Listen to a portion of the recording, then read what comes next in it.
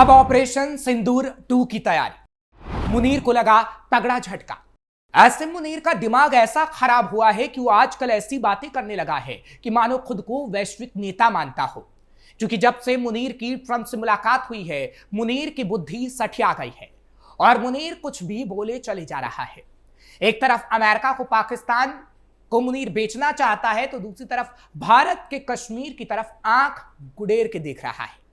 लेकिन मुनीर को यह पता होना चाहिए कि भारत भारत है और भारत जैसा कोई देश नहीं।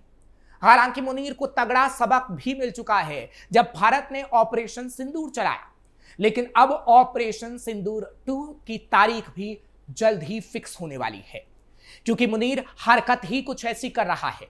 मुनीर ने भारत के कश्मीर को लेकर हमदर्दी दिखाई है, लेकिन पीओके की तस्वीर वो छुपा रहा है। जहां पाकिस्तान की सेना जुर्म ढा रही है, वहां के लोग पाकिस्तान से आजादी मांग रहे हैं और सड़कों पर हैं, लेकिन मुनीर उन सबको छुपा भारत के कश्मीर को याद करता है और तो और कश्मीर के मुद्दे को वैश्विक स्तर पर भी लाना चाहता है। लेकिन ऐसा चाह कर भी नहीं हो पाएगा और मुनीर का सपना सपना बनकर ही रह जाएगा, क्योंकि पाकिस्तान को मुनीर की हरकतों के बाद इस्लामाबाद के तबाह होने का डर सता रहा है और पाकिस्तान की मस्जिदों से इसका ऐलान भी होने लगा है। नमस्कार, कैपिटल टीवी का खास शो कच्चा चिट्ठा देख रहे हैं आप। मैं हूं आपके साथ हर्ष भारद्वाज। पाकिस्तान के आर्मी चीफ आसिम मुनीर जम्मू कश्मीर के एजेंडे से हट नहीं पा रहे हैं।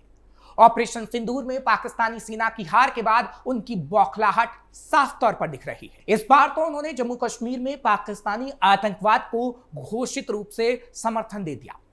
आसिम मुनीर ने जम्मू कश्मीर में आतंकवाद को एक वैध संघर्ष बताते हुए कहा कि उनका देश कश्मीर के लोगों के संघर्ष में हमेशा उनके साथ खड़ा रहेगा। इससे पहले 17 अप्रैल को आसिम मुनीर ने कश्मीर 2 नेशन थ्योरी और हिंदुओं के बारे में नफरती और भड़काऊ बयान दिया था। उनके इस बयान के 5 दिन बाद ही पहलगाम में आतंकी हमला हुआ था। इसी हमले में आतंकवादियों ने धर्म पूछकर 26 निर्दोष सैलानियों की हत्या कर दी थी। इसके 7 मई को भारत ने इस आतंकी हमले के जवाब में अपना पराक्रम दिखा दिया था। कश्मीर पर बार बार बयान देना, इसे संयुक्त राष्ट्र में विवादित बताना पाकिस्तान की रणनीति का हिस्सा है। इसका उद्देश्य कश्मीर मुद्दे को अंतर्राष्ट्रीय मंचों पर जीवित रखना है। पाकिस्तान का एक धड़ा मानता है कि ऑपरेशन सिंदूर की वजह से कश्मीर मुद्दे का अंतर्राष्ट्रीयकरण हुआ है। दुनिया के 2 परमाणु संपन्न देश होने की वजह से भारत पाकिस्तान की गतिविधियों पर विश्व की निगाहें रहती है। पाकिस्तान का मानना है कि इस हालिया टकराव ने कश्मीर को अंतर्राष्ट्रीय कवरेज दी है और यह मुद्दा एक बार फिर से बातचीत की टेबल पर आ सकता है। हालांकि कश्मीर को लेकर जो मुनीर बयान दे रहे हैं, उसके पीछे पाकिस्तान की सोची समझी रणनीति है। पाकिस्तान की रणनीति क्या है? कश्मीर पर बार बार बयान देना, इस संयुक्त राष्ट्र में विवादित बताना पाकिस्तान की रणनीति का हिस्सा ही माना जा रहा है। कश्मीर मुद्दे को पाकिस्तान अंतर्राष्ट्रीय मंचों पर जीवित रखना चाहता है। पाकिस्तान का एक धड़ा मानता है कि ऑपरेशन सिंदूर की वजह से कश्मीर मुद्दे का अंतर्राष्ट्रीयकरण हुआ है। यह तो हमने आपको बताया है। लेकिन पाकिस्तान का यह भी मानना है कि जो हालिया टकराव हुआ है, उससे किस तरीके से कश्मीर को अंतर्राष्ट्रीय कवरेज मिल रही है। और जब एक बार फिर से ये कश्मीर मुद्दा बातचीत की टेबल पर आ सकता है, तो जानबूझकर ऐसे बयान दिए जा रहे हैं ताकि कश्मीर मुद्दे को जबरदस्ती बातचीत के टेबल पर लाया जा सके। अमेरिकी राष्ट्रपति ट्रंप की बयानबाजियों ने भी जम्मू कश्मीर के मुद्दे को बार बार चर्चा में लाया है। आसिम मुनीर और पाकिस्तान सरकार इन्हीं परिस्थितियों का फायदा उठाना चाहती है, इसलिए कश्मीर पर वो बार बार बयानबाजी कर रहे हैं। हाल ही में आसिम मुनीर ने ट्रंप से मुलाकात की। कश्मीर पर पाकिस्तान की विदेश नीति के फोकस होने की एक और वजह है। पाकिस्तान अभी घोर आंतरिक संकट में फंसा हुआ है। टीटीपी, बलोच लिबरेशन आर्मी के हमले, राजनीतिक असंतोष, पानी के मुद्दे पाकिस्तान में हंगामा बरपा रहे हैं। ऐसे मौके पर कश्मीर का मुद्दा उठाकर सरकार और सेना दोनों ही अपनी स्थिति मजबूत करना चाहते हैं और उन तमाम मुद्दों को ढक लेना चाहते हैं जो पाकिस्तान के अंदर देखने को मिल रहे हैं। इसलिए आसिम मुनीर हर मुमकिन मौके पर कश्मीर का राख छेड़ देते हैं। क्या मुनीर आतंकियों को हमले के लिए उकसा रहे हैं? 17 अप्रैल को आसिम मुनीर ने ओवरसीज पाकिस्तानी कन्वेंशन 2025 में कहा था कि पाकिस्तान के लोगों को अपने देश की कहानी बच्चों को जरूर सुनानी चाहिए, जिससे वो पाकिस्तान की कहानी ना भूलें। उन्होंने हिंदुओं के प्रति नफरत भरे भाव को जाहिर करते हुए कहा था कि हमारे पूर्वजों ने सोचा कि हम जीवन के हर संभव क्षेत्र में हिंदुओं से अलहदा हैं। हमारा मजहब अलग है, हमारे रीति रिवाज अलग है, हमारी संस्कृति अलग है और हमारी सोच अलग है, हमारी महत्वाकांक्षाएं अलग है।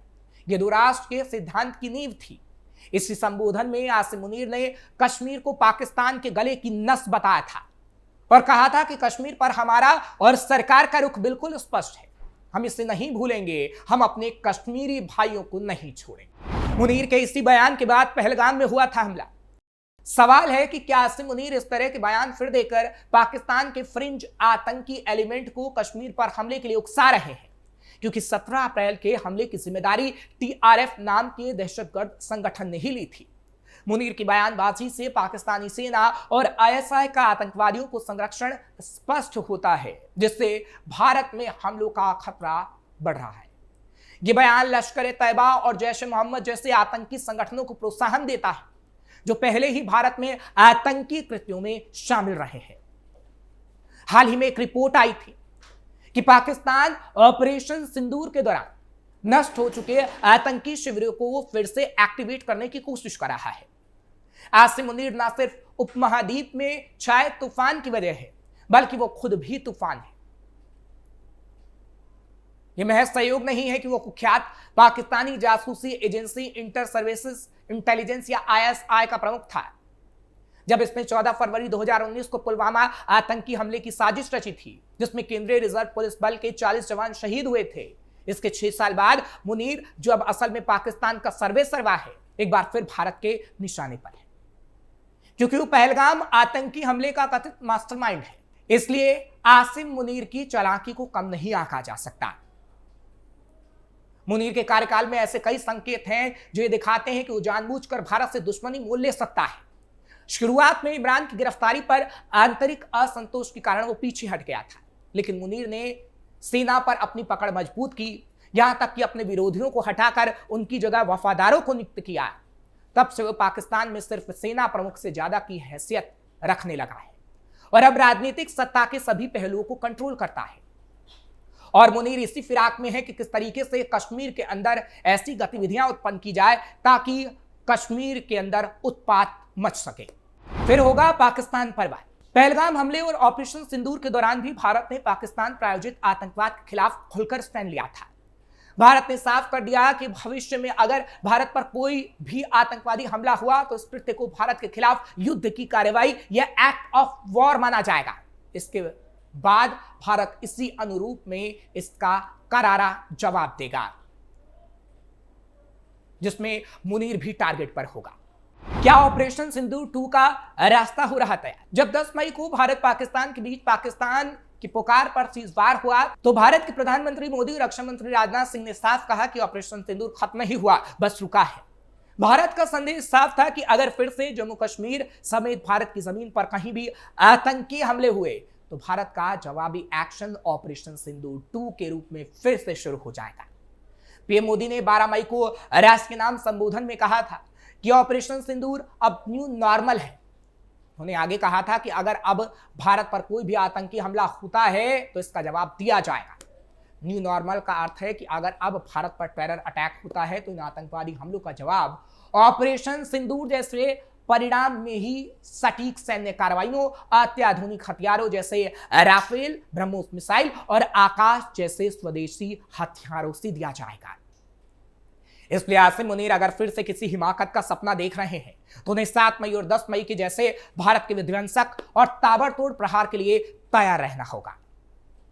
फिलहाल कच्चा चिट्ठा में आज के लिए बस इतना ही। कल फिर आपसे मुलाकात होगी। खबर कैसी लगी कमेंट सेक्शन में जरूर बताएं। खबर को लाइक शेयर करें। कैपिटल टीवी को सब्सक्राइब करना मत भूलिएगा।